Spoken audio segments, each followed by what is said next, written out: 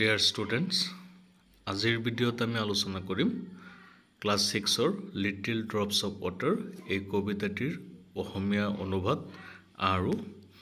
ইয়াৰ যিবিলাক পাঠভিত্তিক question answer আছে word meaning এই আটাইখিনি আমি আলোচনা কৰি দিম তোমালোক সকলোৱে ভিডিঅ'টি হেহলৈ চাব আৰু চেনেলটো সাবস্ক্ৰাইব কৰিবা এতিয়া বলা ভিডিঅ'টি ষ্টাৰ্ট কৰো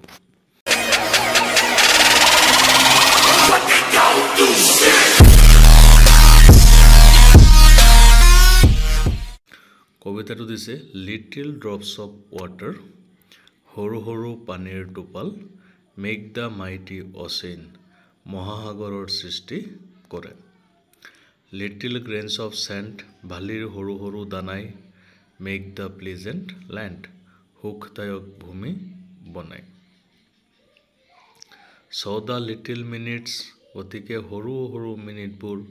humble though they be নম্ৰ যদিও make the mighty ages of eternity অনন্ত কালৰ শক্তিশালী যুগবোৰ সৃষ্টি কৰে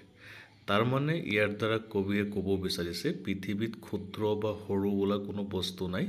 এই সৰু সৰু বস্তুগুলি মিলি ডাঙৰ ডাঙৰ বস্তুৰ সৃষ্টি কৰে যেনে পানীৰ সৰু সৰু টোপালবিলাক মিলি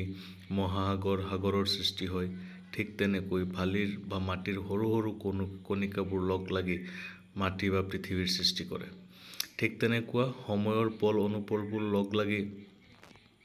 মিনিট হয় মিনিটে ঘণ্টা হয় ঘণ্টা মিলি দিন হয় এনেকৈ এটি যুগৰ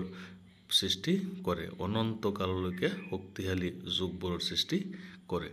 এইটো আছিল কবিতা তোমালোকৰ মূলভাৱ সৰু বোলা পৃথিৱীত কোনো বস্তুৱে নাই কোনো মানুহ কোনো বস্তু অদৰকাৰী নহয় ক্ষুদ্ৰ নহয় ইয়াত তোমালোকৰ তিনিটা ওয়াৰ্ড নোট দিয়া হৈছে মাইটি ইয়াৰ অৰ্থ হৈছে very powerful large and impressive eternity means forever pleasant something you like something that makes so happy এইখিনি হৈছে শব্দ অৰ্থ এতিয়া আমি অনুশীলনৰ কোৱেশ্চন আনসাৰ চাম অনুশীলনত তোমালোকক কোৱেশ্চন আনসাৰ দিয়া হৈছে এক নম্বৰ কোৱেশ্চনটো দিছে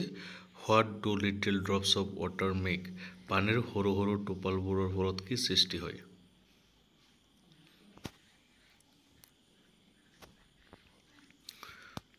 ইয়াৰ আনসাৰটো হৈছে little drops of water make the mighty ocean পানীৰ সৰু সৰু টোপালবিলাকে সাগৰৰ সৃষ্টি কৰে question number 2 what makes the pleasant land ধুনীয়া ভূখণ্ড কিহে সৃষ্টি কৰে এনসাৰ হ'ব little grains of sand make the pleasant land ধুনীয়া ভূখণ্ড ক্ষুদ্ৰ বালিৰ কণিকাবোৰে সৃষ্টি কৰে question number 3 what are the mighty ages of eternity made of অনন্তকালৰ বৃহৎ যুগ কিহে সৃষ্টি কৰে এনসাৰ হৈছে the mighty ages of eternity are made of little minutes অনন্তকালৰ বৃহৎ যুগ সৰু পল অনুপলে সৃষ্টি কৰে কোৱেশ্চন নম্বৰ 4 এটো additional what do you learn from the poem কবিতাটোৰ পৰা তুমি কি শিকিছা answer from the poem we learn that every little thing on this earth has its own value and can make big changes if they come together কবিতাটিৰ পৰা আমি শিকিব পাৰো যে প্ৰত্যেক সৰু বস্তুৰ নিজা মূল্য আছে আৰু সকলোবোৰ একেলগে মিলি বৃহৎ সৃষ্টি কৰিব পাৰে লাষ্টত কেইটামান ওয়াৰ্ড মিনিং আছে চোৱা ড্ৰপছ মানে টোপাল মাইটি মানে শক্তিশালী অচেন মানে মহাসাগৰ গ্ৰেইনছ শস্য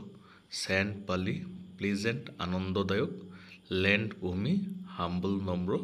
ইটাৰ্নিটি অনন্তকাল